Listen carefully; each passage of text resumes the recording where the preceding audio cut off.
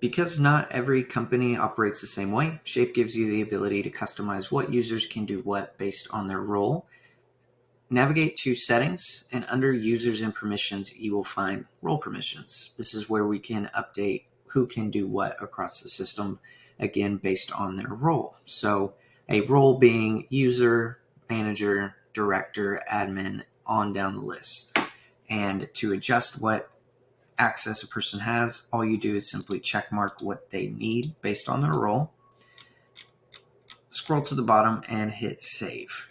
You'll also see some different functions at the bottom, such as who has access to the dashboard, who can convert and assign and email and text in bulk, as well as access to different settings pages such as importing, local presence, your call settings, etc.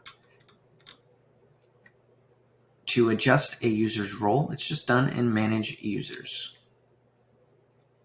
You'll see the role dropdown where you can quickly and easily click on their role and adjust it to what is most appropriate.